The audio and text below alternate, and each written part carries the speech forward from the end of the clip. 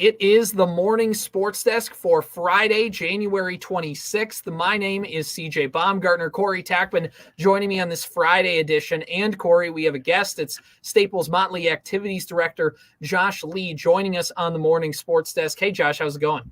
Good. How are you guys doing? Good. Good. Great. Hey, Josh, let's just dive right into it with this winter sports stuff. Let's go back throughout the week. We're going to talk about a girls' basketball game tonight here too. But I know something special happened with the wrestling program and that tight-knit wrestling community. Can you break that down a little bit for us and tell us what happened with Cardinal wrestling? Yeah, it kind of twofold last weekend. Started on Friday. We headed over to Aiken, and the team wrestled really, really well for the Mid-State Conference Championship, and ended up taking that home on Friday there. And as we transition out of the Mid-State, and the Mid-State kind of dissolves here, it's the last championship go around. So really cool to have that one in our pocket there. And then on Saturday, our 9th grade and under team went down to Mora and wrestled in the 9th grade under state duels down there, and had a great showing, and actually ended up walking away with the championship there too, beating SDMA in the final round. So a huge win for that younger group as well, which just kind of shows where the program's at and where it's headed. You know, we're only a couple weeks out now from section wrestling. It's been a great year for Cardinal wrestling. It's loaded, that section this year, isn't it? The section is loaded. Whoever comes out of that section for team or individuals is going to be ready to compete down at the state at a very high level. I think there's 3 or 4 state ranked teams in the top 10 coming out of section 7. So, and then individually there's a bunch of state rankings. So yeah, it's going to be a great test for our kids, both on a team and individual basis. Yeah, and switching gears here, let's talk a little boys basketball. How's the team been looking this year, and just kind of what's your perspective from the activities director? Yeah, they're a really fun group to watch. They're young. We don't have a senior on the team.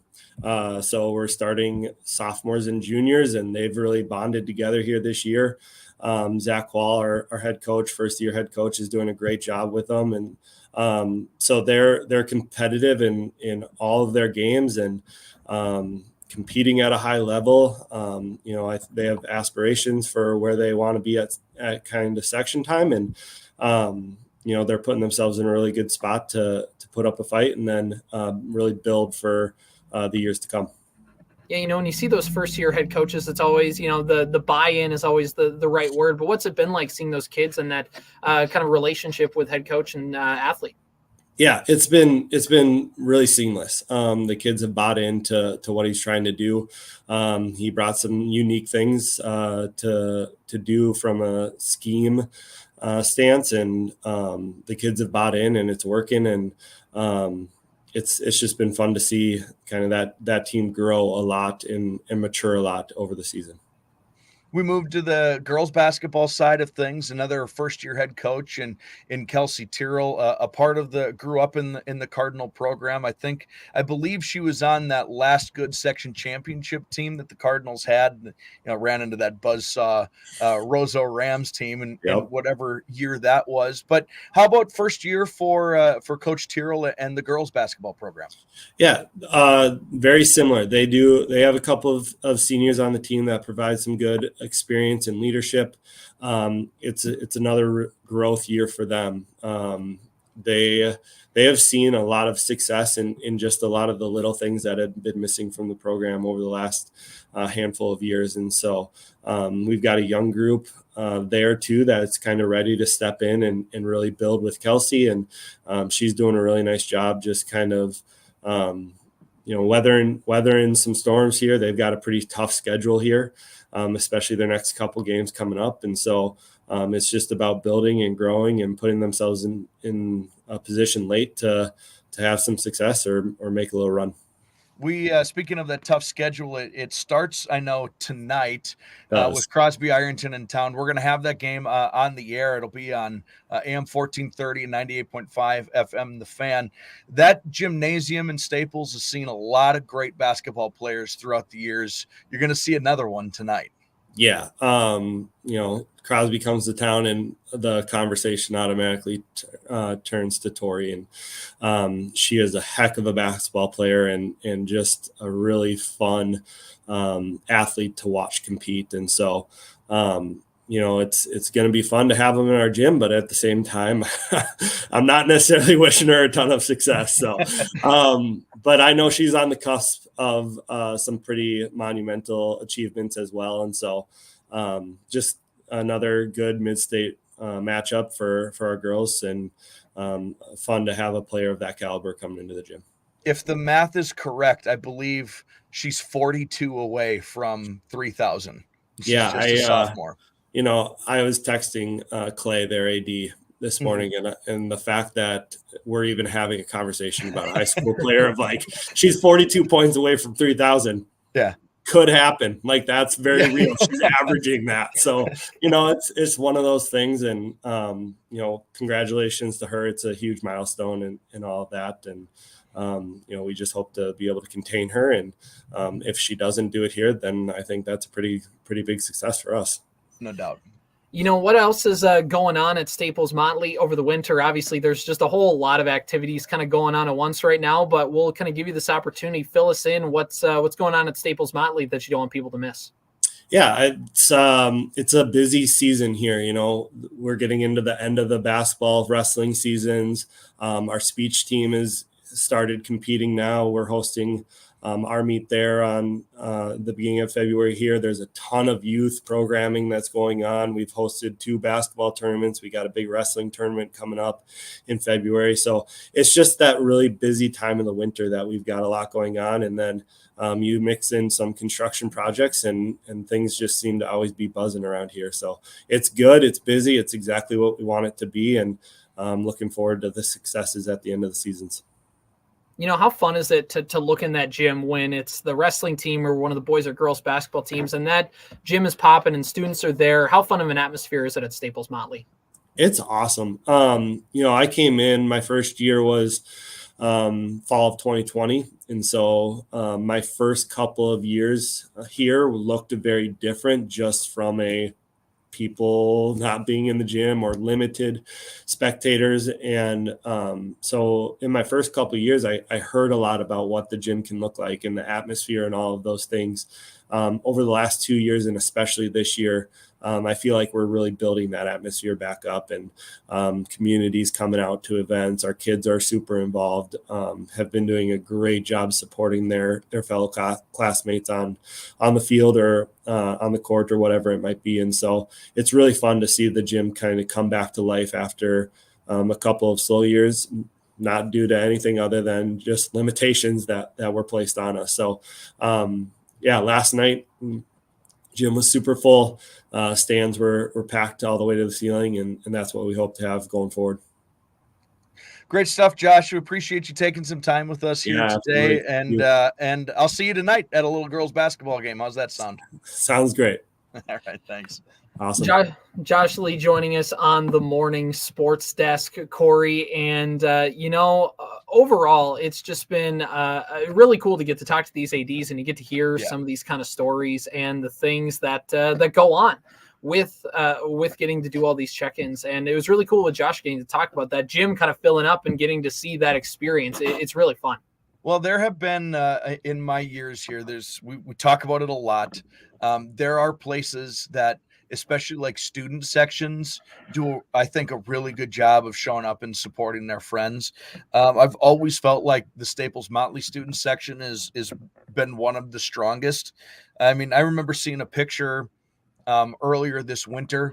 There were 20 Cardinals fans who showed up to watch their friends play hockey, and Staples-Motley co-ops with Wadena Deer Creek. So, like, just to go see and hop over and watch your friends play in the different schools uniform. They showed up for that.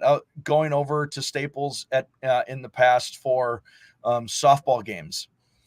As you know, spring sports are notoriously not well attended, especially from other friends. Not they're involved, whatever. There's a lots lot of going different on. reasons. Like Josh said, there's a million reasons for it.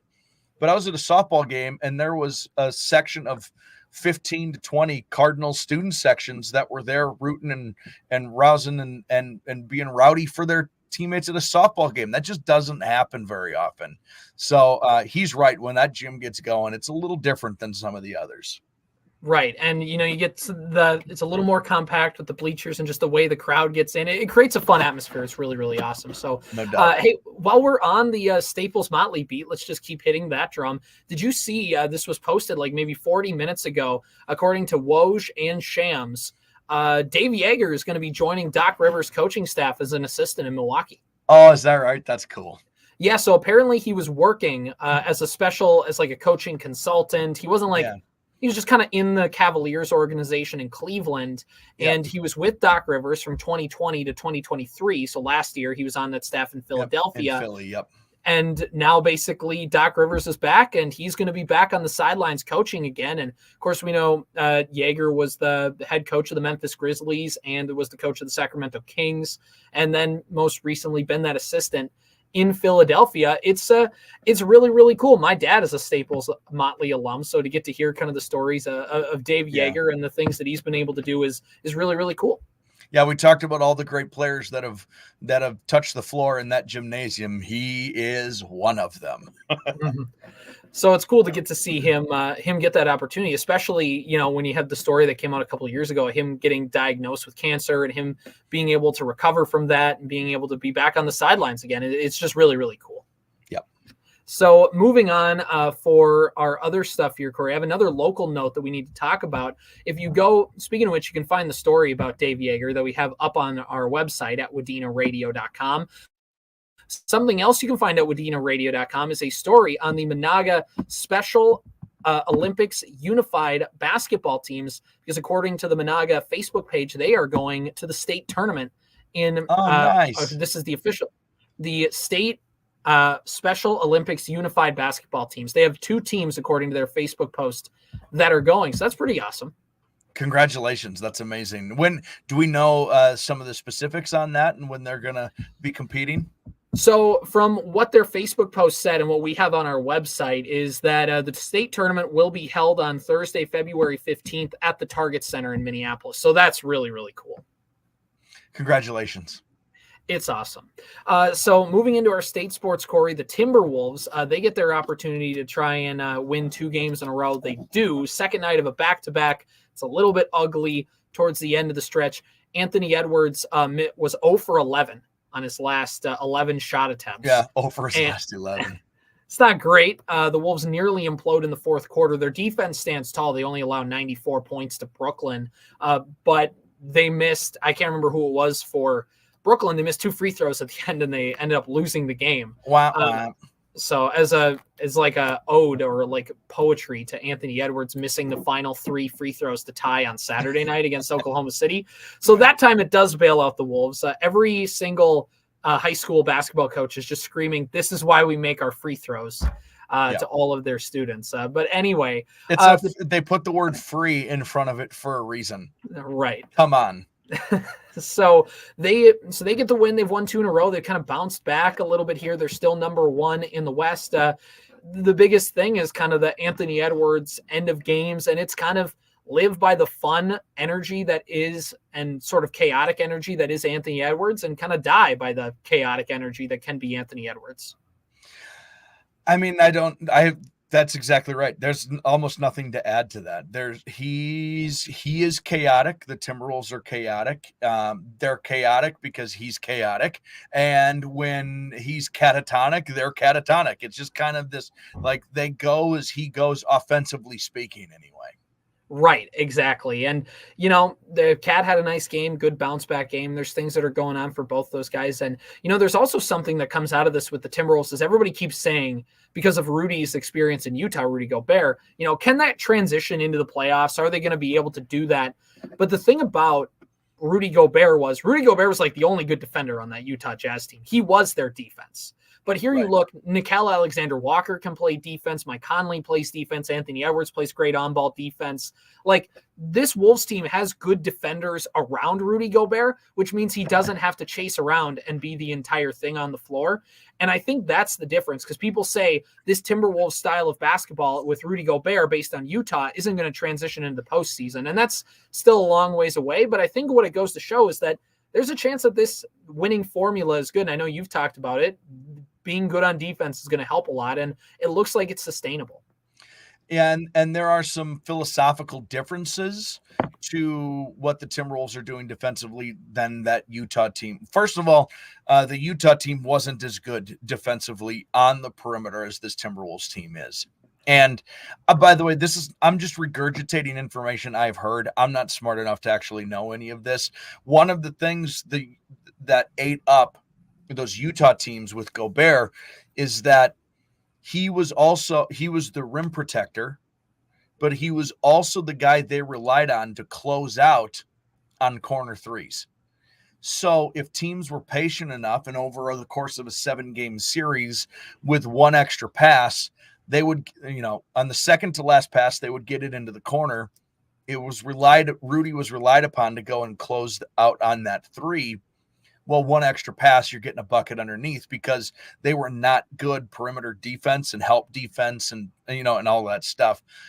This Timberwolves team is considerably better on the perimeter, which is allowing Gobert to do what he does best, which is park his big ass right under the hoop and just block shots and just be in the way. Like, maybe his block shot numbers, I don't know where they're at historically for his career, but him just being there changes the entire picture. So, they're going to be chaotic offensively. Can they continue to be steady defensively? That's going to be the difference for them. They didn't score 100 points last night and still won. So that's how good they are defensively. Right, exactly. And the Wolves get a little bit of a break here from that back-to-back. It was the second night of a back-to-back, too, so for them to win both of those games, even though the competition wasn't great, just for them to get the wins and kind of keep pace in the tough top three. It's the Wolves, the Thunder, and Denver, and I know the Clippers aren't too far behind. That top four in the NBA is going to be, or in the Western Conference, is going to be a dogfight. So it'll be interesting to see how everything shakes out with that as the season goes on. Corey, as we wrap up the sports desk for today, I know we've talked a lot of baseball, but there's one last note I want to tell you about, and this just kind of is more of a comment really than anything else. But the last version of sleeveless jerseys in Major League Baseball are going away. So is that right? So the Colorado Rockies were the last team to have like a sleeveless jersey. So it's like a vest, and then whatever you wear for that undershirt. Sleeves. The Twins had one from like 2008 and 2009. It didn't last very long, but there's a lot of pictures of Joe Mauer in those uniforms, because those were two of the best seasons of his career in those sleeveless uniforms. People hated them. I didn't mind them at the time. I don't clamor for them back at all. But what do you feel like now that sleeveless jerseys are going by the wayside? Did you ever wear a sleeveless jersey when you played? No, we never had like the vest. I know a lot of high school teams do, because the jersey also doubles as like a Legion uniform. Right. So they would just a lot of schools. I think actually Berthoud at Verndale was this way. The school uniform was also the Legion uniform, and you would just wear a different T-shirt with the patch underneath the vest. Now it's your Legion uniform. So I know a lot of high schools do it that way. No, man, I don't. That was an extra layer. Like they probably weren't. They were probably a little heavy. I just didn't. We had a real heavy when I was in high school. We had a heavy pinstripe baseball jersey, and we almost always wore, even though it was black, like a T-shirt. It was like a T-shirt jersey, basically, like a little couple button up or whatever. We wore that often because they were so light. No, I never had a vest jersey. They were fine, whatever. Everyone was doing them. They were kind of the style, so I'm sure I liked them. I'm not going to miss them by any means. So, we're probably not far away, by the way, from bringing them back again, because everybody's going to a T-shirt style jersey now. Everybody, like the old school, like Houston Astros, like Pittsburgh a pullover Pirates, kind of jersey, like a pullover with the stripes. Everyone's going to that kind of jersey, which means we are probably another 2 seasons away from going back to the vest. Time is a flat circle, I guess so. So last thing that we need to talk about on the sports desk for today, Jim Harbaugh has officially been named the head coach of the San Diego. San Diego. The San Diego Superchargers. Yeah. Anyway, he used to play for the Chargers in the 90s. Now he's their head coach in Los Angeles. The only reason that this is relevant is because, remember, the Vikings passed on him 2 years ago. Harbaugh came into that interview expecting to get the job. Allegedly. And halfway through, kind of realized that the Vikings, not that they weren't interested, but just kind of like as the interview went on, he could just kind of tell this probably isn't going to be a thing for me. Allegedly. And I think as the 2 seasons have gone on, I think the Vikings made the right hire with Kevin O'Connell. There is still a certain faction of the fan base that thinks that Jim Harbaugh was better for like a win now, push it forward kind of team. Hard to argue. Do you think the Vikings will regret not hiring Jim Harbaugh? No, I don't think so. Because I think they would have already. This is what I think is important. He's leaving because Michigan's getting some sanctions. This is Pete Carroll to Seattle. You know what I mean? Like, right. There's definitely some sanctions. Like, he has used the NFL as a pawn in his Michigan job to get some raises and for forever. And this is a really good opportunity for him. He gets to go work with Herbert. All of that stuff is true. He gets to check the national title off of his belt.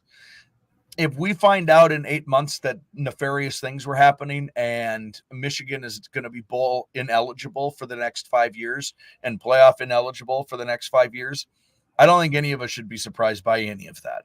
Yeah, exactly. And he's leaving because something weird is that. Now that's my conspiracy theory. I don't actually know that, of course, but yeah, no, he left because he got a chance to go coach Herbert and avoid all the sanctions that he's giving to his new hire. Way to go, dude. We're proud of you. Right. I think the Vikings made the right choice in Kevin O'Connell, and you said it. They would have if they should have hired been a winner everywhere. Right. We wouldn't know if Kevin O'Connell would be a failure by now. Like an absolute bomb of a coaching hire. And so far he's won 20 games in 2 seasons, which isn't bad. And half of the second season, he didn't have his starting quarterback. So right. It's Kevin O'Connell's a good head coach. I don't think Jim Harbaugh would have taken this team higher. You know what I mean? Do you think the Vikings would have won a Super Bowl in the last 2 years with Harbaugh? Because outside of and Jim Harbaugh is like a 3 to 5 year hire. He's Bill Parcells. You don't hire him to be your coach for the next 10 years. You know that you have like a 3-year window you want to win. And by year 5, everybody wants to murder him in the building. Like Correct. that's how he is. And that's fine. The difference is the Chargers might win a Super Bowl in the next 3 to 5 years. Right. So, they have that quarterback. If they just hit a few defensive picks right, they're in a really good spot. Are you willing to burn the whole thing down 6 years from now to win a Super Bowl before then? Yeah, why not? Go for it. I think I probably would. I don't know. No, regret's too strong of a word. And right. you just never know. But I'm not sad. I'm not sad he didn't get hired. Jim Harbaugh and Sean Payton in the same division is going to make for pure comedy. They're going to kill each other. They will kill each other. It's going to be hilarious. All right. Well, that does it for today's episode of the Morning Sports Desk. Thanks again to Josh Lee for taking the time to come in and talk with us and give us that insight on Staples-Motley athletics. We'll be back on Monday on the Morning Sports Desk. This has been the MSD for